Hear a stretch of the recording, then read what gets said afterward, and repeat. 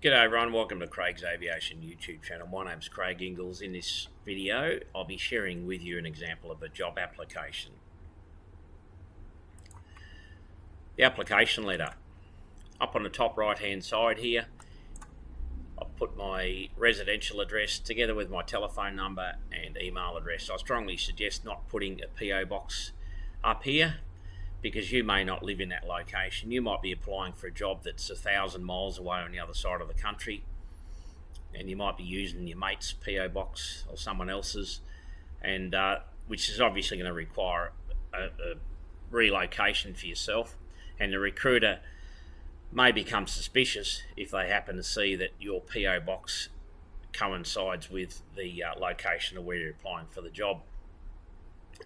They'll pick it up when they get into your resume and see what your present position is or where you last worked. Again, a bit of advice. It's entirely up to you what you want to do. Over on the left-hand side here, we've got the date I applied for the job and the company name, Dear Sir, Madam, then into the title and the structure of the letter, and I've signed it off at the bottom. With regards to the Dear Sir, Madam part of it, I strongly suggest that you don't put someone's name there.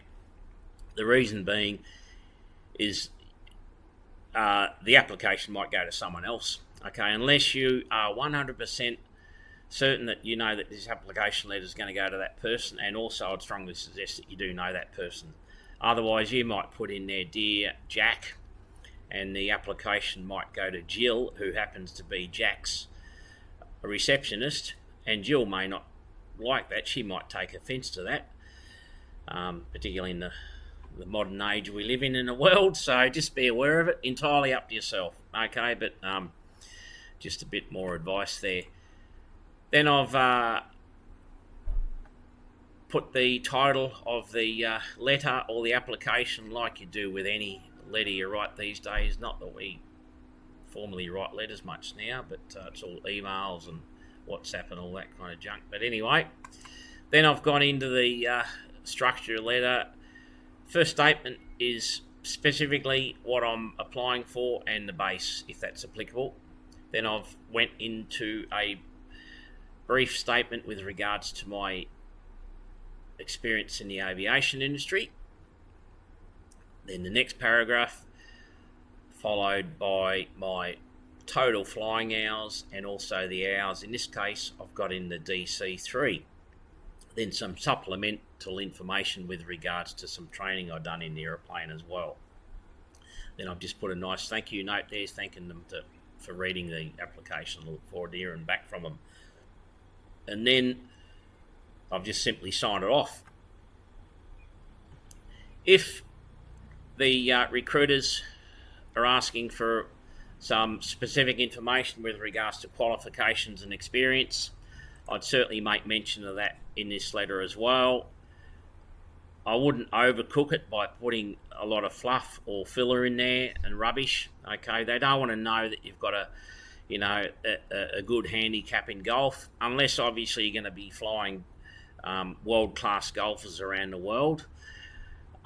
That might be handy. Otherwise, don't put it in there. However, if you're applying for a role where specific requirements are required, say a flight instructor rating, or you might be applying for a role as a chief pilot, and you've been a chief pilot somewhere before, just put that in there that you've been approved by CASA to be a chief pilot and all those kind of things. But I wouldn't overdo it in the application letter. I just put it in short statements. Probably dot points are the way to go as well. Again, it's entirely up to yourself. Some government organisations and bigger organisations may require you to address selection criteria. I won't go into that. But, for most of the jobs in the aviation industry, particularly with regards to pilots and even engineers and any other roles, selection criteria aren't required. But if you go for a job with CASA or the ATSB or some other government department, you're probably going to need to go into a selection criteria. Okay, next we've got the resume. Very similar structure to the letter.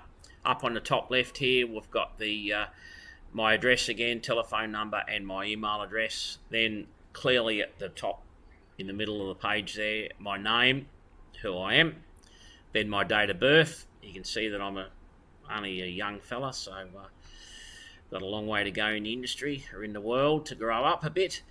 Then my nationality. Now, my nationality is very important, in my opinion, to put on the resume. The reason being, just about every job you apply for these days in these modern times, they want to know whether or not you've got the right to live and work in that country. Or if you're applying for a job overseas as an expatriate, the recruiters are obviously going to want to know whether or not they can get your work permits and visas and all these kind of things. The other thing as well, you may need to go and do some training overseas to get a type rating or something. So they also want to know that you're going to be able to get a visa, say, to go to the States or something, you know. Next, education levels. I've just simply put the highest education level at high school there. And then I've also made mention of my apprenticeship that I done immediately after I left school, okay, which is obviously education qualification. Then I've got into my aviation licenses, ratings, certificates, and any other pertinent information. I won't go deep into there. You can see what I've put, okay. Obviously, I was also previously a CASA approved safety and quality manager.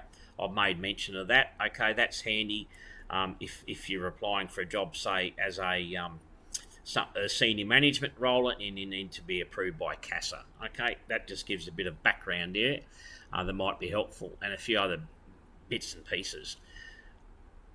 This section, together with the breakdown of the flying hours, which I've got here, as you can see, I tailor these two sections specifically with regards to the job I'm applying for. Okay, so one resume, in my opinion, doesn't fit at all. You need to pitch it at the role or the position you're applying for, and this is done. It doesn't only go for aviation. This is for other jobs as well. Okay, so with the hours here, you can see the breakdown. I've clearly articulated the hours I've got into DC3. Okay, the job's going. It's a DC3 captain job. I wouldn't bother about putting how many hours I've got in the Cessna 150, for example. Okay, that'd be just filler or rubbish. Okay, irrelevant to the application. Then down into my employment history. Again, it's very simple. The dates and what I was doing, and where I was located. And just scrolling down. And then the end of it, the availability and the month and the year when the CV was drafted. With regards to the availability, that is also pretty handy to know for the recruiters. With regards to when you can start, particularly obviously if it's an immediate start, or they've got ground school starting at some other time, you know what I mean? So certainly put that in there. And I mean, you may need to give your company 3 or 6 months notice or something like that as well, or you might be planning on going on a holiday for 6 weeks, next month or something. So certainly put that in there. The other thing which you could put in there are referees. Well, firstly, select your referees accordingly. Make sure that they will give you a good reference, and also ensure that they are, probably more importantly, this is as well, is that they are aware that you've listed them down as a referee. Worst thing that can happen is you go mentioning people's names and they get cold called from the recruiters about you, and it's like, I don't know anything about this, you know. So and I've done a few. I've been referees for a couple of people in the past, and I've been fully aware. So it kind of can catch people off guard. So just be aware of that. And finally, with these documents as well, I strongly suggest that you convert them to PDF or some other format like that. Don't just send out Word documents, because the minute you hit send, anyone can manipulate these documents. Okay, so although PDF documents and similar structured documents, obviously they can be changed, but PDF just gives you more security control over it. over the documents. However, some recruiters may ask you to send in Word documents, okay? And if that's the case, we'll obviously do it. Otherwise, thanks for watching this channel, or this video, and obviously the channel. If you do like what I've put here, or you got any comments or whatever, please make reference to them in the comment section below. Hit the like button if you like the video, and if you already haven't subscribed and you like the channel, please subscribe. Thanks for watching and have a great day. See you later.